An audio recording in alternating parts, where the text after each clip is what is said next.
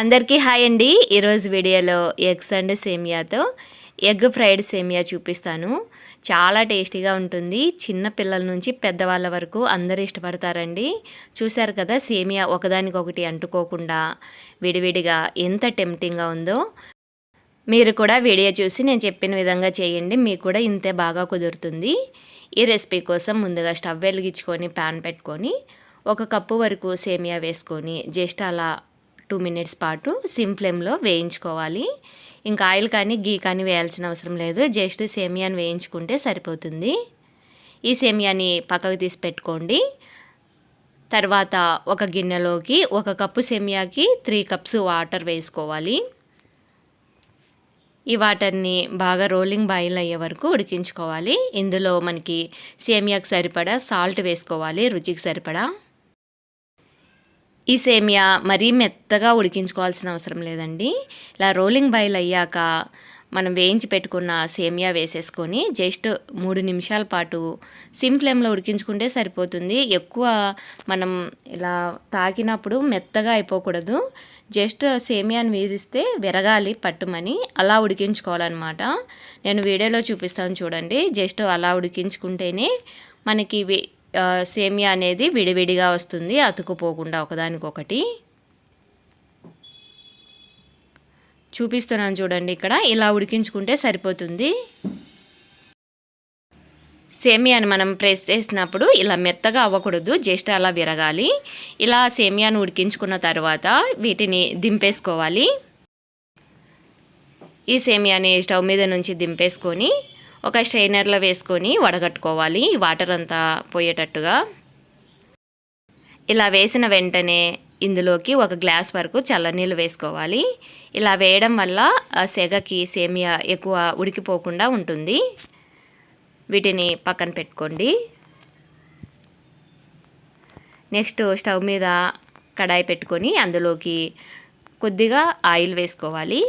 ఇందులోకి ఒక 3 వరకు ఎగ్స్ని కొట్టి వేసుకోండి. మీరు 3 అయినా వేసుకోవచ్చు, 4 అయినా, 5 అయినా వేసుకోవచ్చు, అలాగని 2 అయినా వేసుకోవచ్చు అండి. ఇన్నే వేయాలని ఏం లేదు. మనం ఎగ్స్ వేసుకుంటే కొంచెం ఎక్కువ టేస్టీగా ఉంటుంది, పిల్లలు కూడా బాగా ఇష్టపడతారు. ఇలా వేసేసుకున్నాక కొంచెం అలాగే సెట్ అవ్వనియాలి. మనం వేసిన వెంటనే కలిపామంటే పొడి పొడి అయిపోతుంది. ఇందులోకి కొంచెం ఉప్పు, కొద్దిగా కారం పొడి వేసుకోవాలి. మనం ఆల్రెడీ సేమియాలో వేసాం కాబట్టి ఉప్పు చూసుకొని వేసుకోండి. ఓన్లీ మనం వేసిన ఎగ్స్కి సరిపడా వేసుకుంటే సరిపోతుంది. ఇలా కొంచెం సెట్ అయ్యాక ఇలా కొంచెం కొంచెంగా కట్ చేసుకుంటూ టర్న్ చేసుకుంటూ బాగా పచ్చివాసన పోయే వరకు వేయించుకోవాలి. కలర్ కూడా చేంజ్ అవ్వాలి. ఎగ్స్ బాగా పచ్చివాసన పోతేనే మనకి టేస్టీగా ఉంటుంది, లేదంటే పిల్లలు తినలేరు. ఇలా టర్న్ చేసుకుంటూ కదుపుకోవాలి. ముక్కలు కొంచెం పెద్దగా వచ్చేటట్టే చూసుకోండి, మరీ పొడి పొడిగా కాకుండా పెద్దగా ఉంటేనే టేస్ట్ బాగుంటుంది. ఇలా ఈ ముక్కల్ని కూడా కొద్దిసేపు ఇలా ఫ్రై చేసుకోవాలి.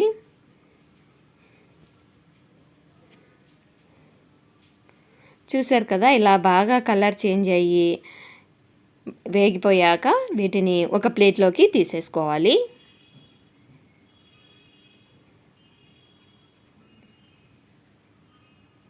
వీటిని కూడా పక్కన పెట్టేసుకోండి. ఈ ప్యాన్ని కొంచెం వాటర్ వేసి అలా కడిగేసుకొని మళ్ళీ అదే ప్యాన్లోకి పోపు కోసం కొద్దిగా ఆయిల్ వేసుకొని ఇందులోకి కట్ చేసిన ఒక ఆనియను, 2-3 వెల్లుల్లి రెబ్బల్ని ఇలా సన్నగా కట్ చేసుకొని వేసుకోండి. వెల్లుల్లి వల్ల మంచి టేస్ట్ ఉంటుంది. తర్వాత 2 పచ్చిమిర్చి సన్నగా కట్ చేసుకొని వేసుకోవాలి. అలాగే ఒక క్యారెట్ని కూడా సన్నగా కట్ చేసుకొని వేసుకోండి, చిన్న క్యారెట్ని.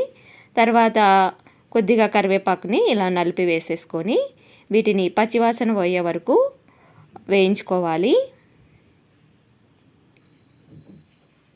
ఇవి కొద్దిగా వేగాక ఇందులోకి కొద్దిగా సాల్ట్ వేసుకోవాలి. మనం ఆల్రెడీ ఎగ్లో వేసాం, సేమియాలో వేసాం కాబట్టి జస్ట్ పోపుకి సరిపడా సాల్ట్ వేసేసుకొని కలుపుకోవాలి. ఇలా కలిపేసుకున్నాక ఇందులోకి ఒక 1/2 టీ స్పూన్ వరకు మిరియాల పొడి వేసుకోండి. ఉంటే వేసుకోండి, మంచి టేస్ట్ ఉంటుంది, లేదంటే స్కిప్ చేయండి. తర్వాత ఒక 1/2 టీ స్పూన్ వరకు కారం పొడి, ఒక పించ్ ఆఫ్ వరకు పసుపు వేసుకొని కలుపుకోండి. ఈ కారం పొడి కూడా కొంచెం కలర్ చేంజ్ అయింది కదా, మరీ ఎక్కువ వేయించామంటే మాడిపోతుంది. ఇలా అన్నీ బాగా కలిపేసుకున్నాక ఇందులోకి మనం వేయించి పెట్టుకున్న ఎగ్గును వేసుకొని ఒకసారి కలుపుకోండి. తర్వాత స్టవ్ ఆఫ్ చేసేసుకొని మనం ఉడికించి పక్కన స్ట్రెయిన్ చేసి పెట్టుకున్న సేమియాని వేసేసుకొని ఇందులో బాగా కలిసేటట్టుగా కలుపుకోవాలి. ఇలా నేను చెప్పిన విధంగా చేశారంటే సేమియా అస్సలు ఒకదానికొకటి అంటుకోకుండా మనకి విడివిడిగా వచ్చి చాలా టేస్టీగా న్యూడిల్స్ లాగా ఉంటాయండి. మనం వీటిని మెత్తగా ఉడికించామంటే ముద్ద అయిపోతాయి, అస్సలు ఇలా రావన్నమాట స్ట్రక్చరు. అదొక్కటి గుర్తుపెట్టుకోండి. ఇలా బాగా కలిసేటట్టుగా కలిపేసుకొని సర్వ్ చేసుకోవడమే. మనకి ఎగ్ న్యూడిల్స్ ఎలా ఉంటాయో అలాగే ఉంటుంది టేస్టు.